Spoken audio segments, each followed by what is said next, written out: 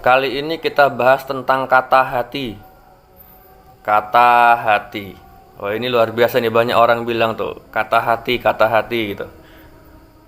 Sebenarnya kata hati hati tidak pernah berkata-kata gitu loh.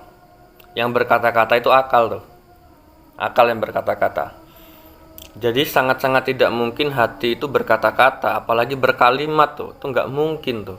Akal kita inilah yang berkata-kata, yang berkalimat. Hati itu fungsinya hanya sebagai sensorik, alat sensor untuk merasakan sesuatu tuh. Itu hati itu. Hati fungsinya itu untuk merasakan, bukan berkata-kata itu. Tetapi hati itu juga dapat berkomunikasi melalui bahasa rasa atau bahasa tubuh.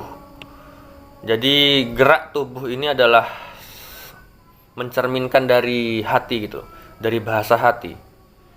Ketika seseorang hatinya sedang berbicara, mungkin hati sedang bergembira, maka terpancarkan di tubuhnya itu seperti kegembiraan itu terpancar.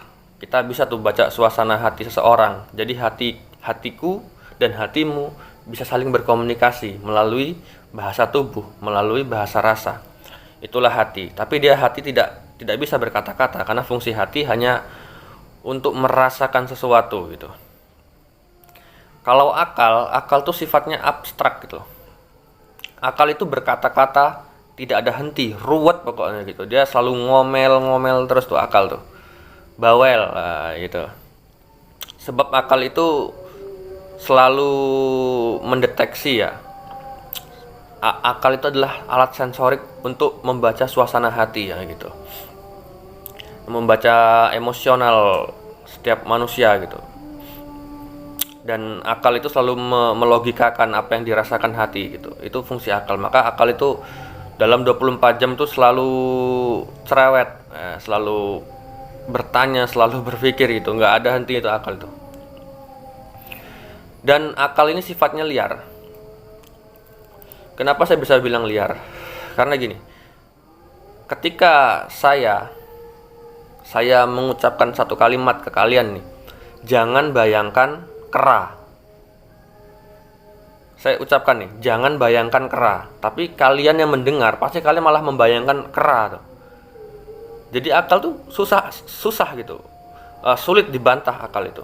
Ketika jangan membayangkan seekor gajah, nggak taunya malah kalian membayangkan seekor gajah.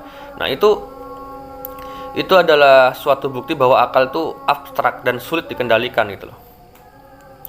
Jadi akal ini pun kita harus bisa mengendalikan, karena akal ini penolong bagi hati gitu, dan hati juga penolong bagi akal gitu. Tetapi hati yang terjebak akan sulit untuk ditolong oleh akal tuh. Ketika hati terjebak di wilayah rasa, mungkin kekecewaan, galau, gundah atau kebahagiaan yang berlebih-lebihan tuh. Ketika hati terjebak di situ, itu fungsi akal harus dapat mengendalikan hati itu, menolong hati.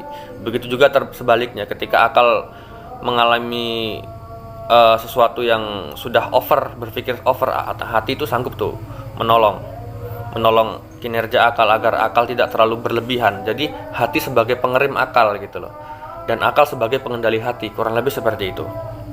Kenapa ketika kita mendapatkan musibah kita sulit tuh, ketika hati kita galau, gundah, kecewa, kita tidak bisa tuh akal untuk menolong hati, gak bisa. Tapi kita bisa menggunakan alternatif lain, kita berkonsultasi dengan orang lain gitu, itu bisa tuh. Ataupun mungkin ada orang itu dia kecewa, galau, dia nggak sanggup tuh, akal dia tidak sanggup menyelamatkan hatinya, maka kita bisa bantu dia. Karena apa? Orang yang hatinya sudah terlena, maka akalnya tidak akan sanggup tuh. Kebanyakan seperti itu, walaupun ada beberapa orang yang sanggup tuh akalnya menyelamatkan hati, tapi kebanyakan orang tidak sanggup tuh akalnya menyelamatkan hati. Jadi ketika dia gundah, kecewa, dia pasti curhat ke kita. Nah, kita itu pasti bisa kita memberikan solusi yang baik kepada dia. Kenapa kita bisa memberikan solusi terbaik untuk dia? Karena kita tidak terjebak di dalam masalah dia. Hati kita merdeka di situ. Hati kita tidak terjebak. Jadi sangat-sangat mudah untuk kita memberikan nasihat kepada dia gitu loh. Jadi sebenarnya rumit. Ketika kita yang terjebak di dalam diri, itu pasti rumit. Tapi ketika kita menolong seseorang yang di luar diri gitu loh. Jadi orang lain yang gundah kita enak kan, kita tuh terlalu gampang ngebacot itu, kita terlalu gampang kasih solusi ke orang. Ya karena kita nggak merasakan, kita nggak mengalami apa yang dialami, hati kita tidak merasakan, jadi enjoy aja. Kita hanya gunakan akal, benar salah baik buruk gitu untuk membantu dia. Kita nggak perlu gunakan hati juga tuh, karena di sini fungsinya akal kita untuk menyelamatkan hati dia, karena akal dia tidak sanggup menyelamatkan hatinya gitu. Dan tentu saja bagi dia yang merasakan itu sangat berat sekali tuh.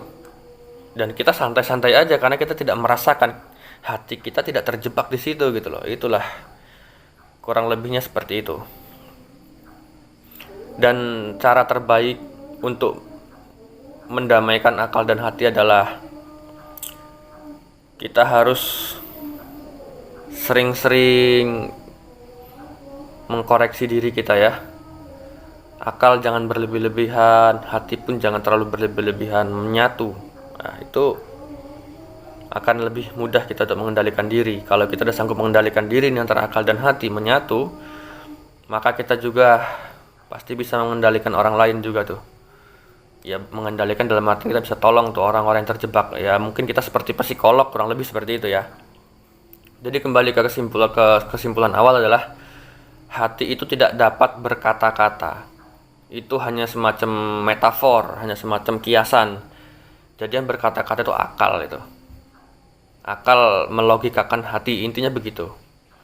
Pembahasan kita hari ini ruwet ya, tapi ya seruat-ruwetnya pembahasan setidaknya ada yang dibahas itu ya. Tetap kita ngudut, ngerokok, kita jalin silaturahmi. Walaupun pembahasan kali ini biasa-biasa aja juga, nggak ada yang wow-wow juga gitu.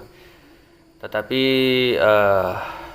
ini adalah suatu momen di mana kita mengenal secara virtual. Nah, ini adalah keindahan-keindahan yang tiada tara gitu, tiada bandingannya. Aku sangat berterima kasih nih kepada kalian yang sudah nonton video ini ya. Kalian luar biasa. Mungkin besok kita akan jumpa lagi dengan pembahasan yang agak sedikit biasa-biasa aja gitu. Esok kita jumpa lagi tuh pokoknya tuh. Yang pasti kita tetap bacot. Kita bacot sampai kita bingung. Nah kalau udah bingung bacot lagi sampai bingung itu hilang. Itu aja. Pokoknya itu hidup tuh seru gitu aja lah. Seru aja lah. Hidup itu hidup. Wah, itu nggak usah ribet-ribet, nggak usah terlalu mendefinisikan yang jauh-jauh. Intinya jangan terlalu mengikuti kata-kata hati ya. Dan jangan juga nggak diikuti, kita filter aja tuh. Ketika baik maka baik, ketika buruk maka buruk ya gitu. Apa yang kita lakukan ya berdasarkan hati, berdasarkan pemikiran, berdasarkan perasaan itu. Rasa yang ditunggangi oleh pemikiran yang baik maka menghasilkan sesuatu yang baik. Nah intinya itu.